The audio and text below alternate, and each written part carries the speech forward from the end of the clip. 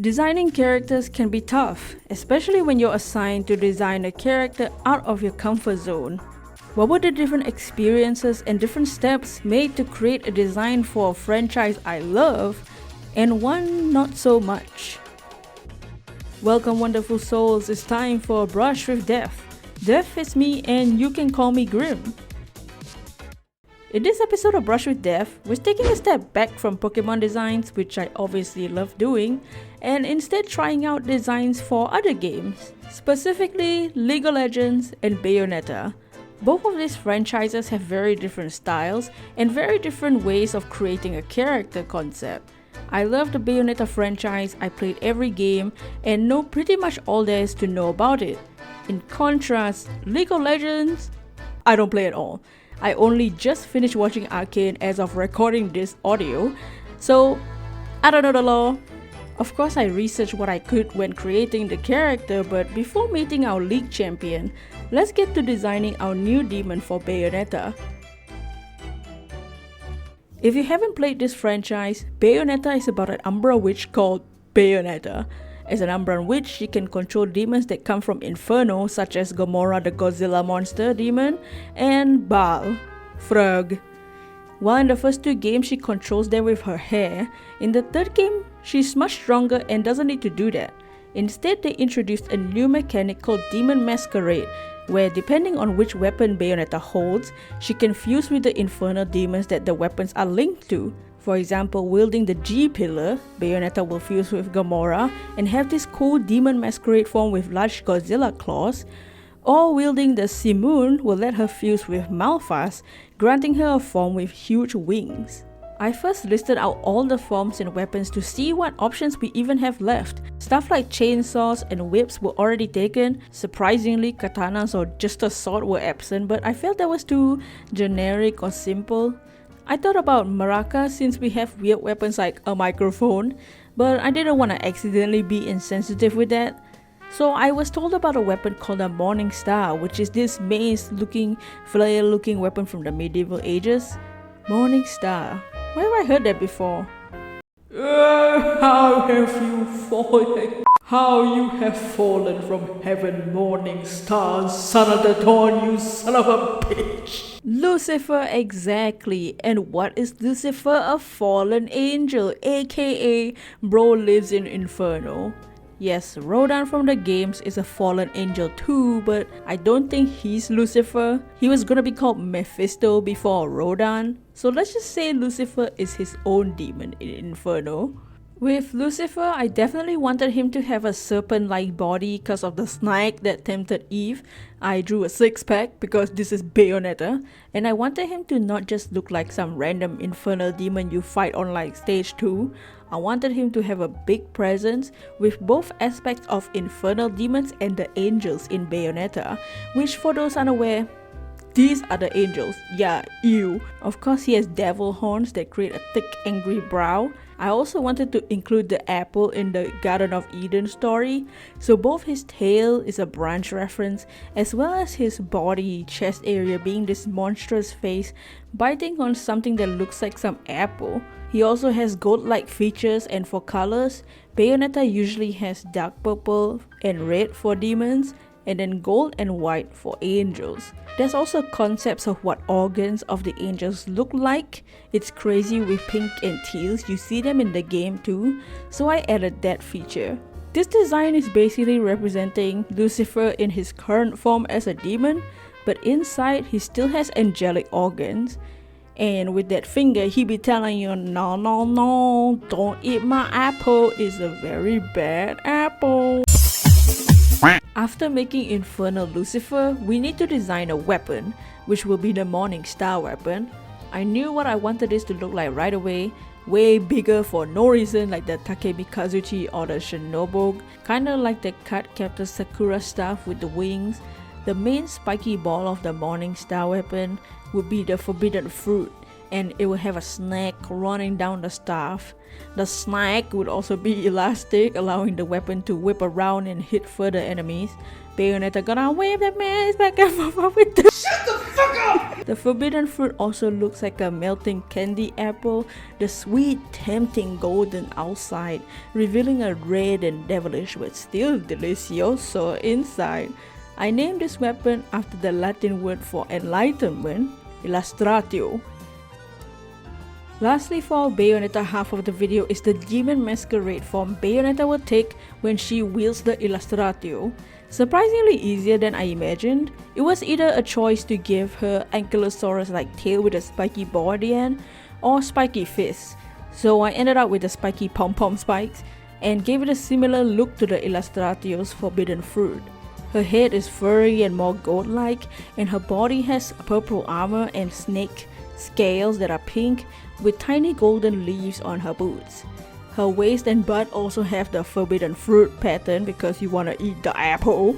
And yes, I made her boobs teeth. It's Bayonetta. In battle, you will see her arms stretched like in the game Arms, and on some moves, her angel halo will appear.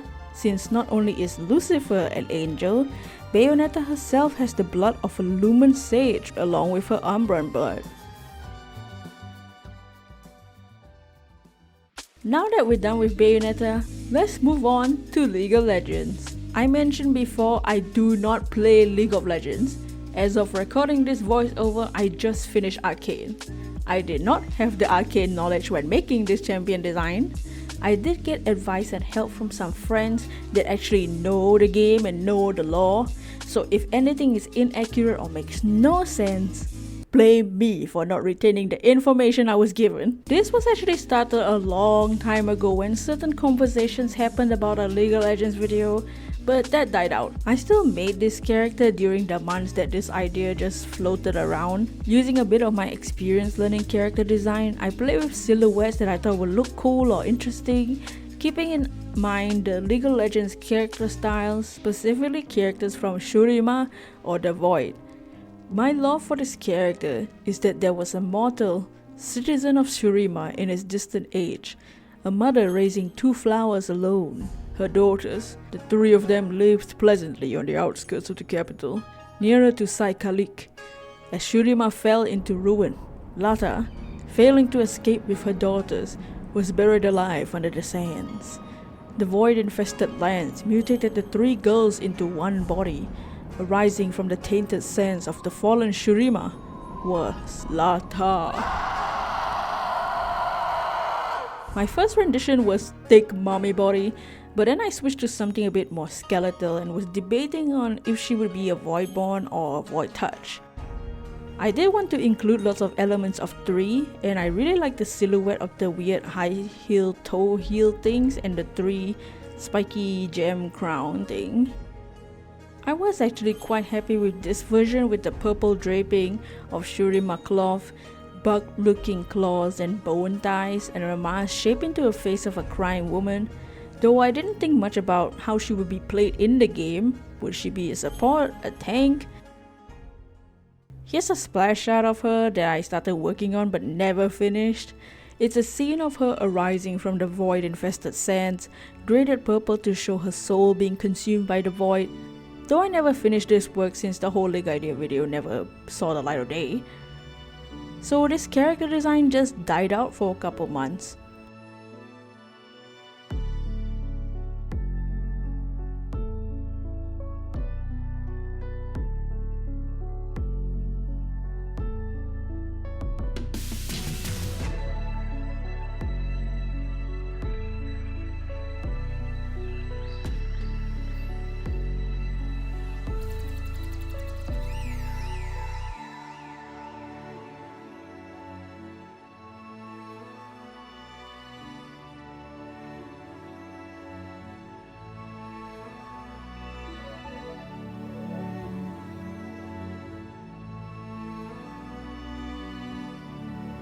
In making this video for my channel, I decided to take another look at Lata. I felt she looked great, but not like a League character. League does have varied designs, but weapons, armor, and gold look a certain way that felt missing from Lata, so with what I had, I redesigned her one more time. This time thinking if she would be a tanky support, As a mother, she would want to protect her children, so she has hand shields, which ironically have reflections of the souls of her two daughters on them. Her draping is now gold and turquoise. Her body is grayish with void pinky purple glowing stuff, and I kept the maroony purple dreads.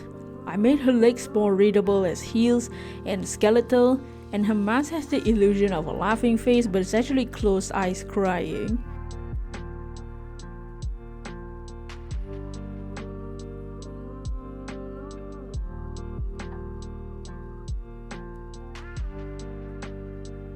I did try to do what League designers do with the in-game top-down renders, but I ran into a couple issues with this character.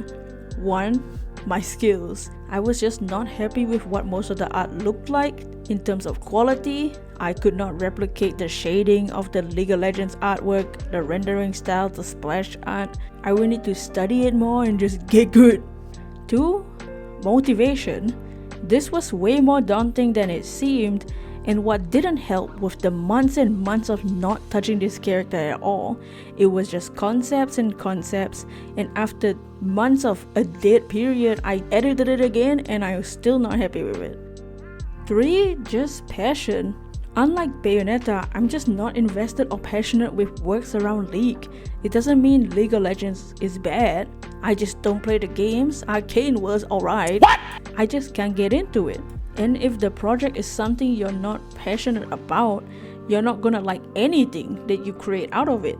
I had more fun individually drawing the scales on the Bayonetta character than drawing anything about this League character, just because I was excited with how the Bayonetta character would turn out, but not excited about how this League of Legends champion would turn out. But what do you think? Did you like the Bayonetta concept we did? Did you like the League of Legends champion concept we did? I really need to learn how to pick my projects wisely. It says a lot about the difference in passion if I can draw 31 new Pokemon but not one single League character. And I take the same approach with my videos. If the content of the video is not something I enjoy, how do I expect others to enjoy it? Even though I wasn't totally happy with how my League of Legends character turned out, I think the experience of working with something you love and something you're not that excited about was an interesting video concept. I see this video as a little bit of a fail. Perhaps you see it as an interesting watch, but I'm not gonna stop. I still wanna make videos like this outside of the spectrum of Pokemon. So I'm gonna keep creating, and maybe you'll have a brush with death. I'll see you next video. Hello, my name's Utsukushi Grim. I am the voice of Bayonetta. Oh, happy day!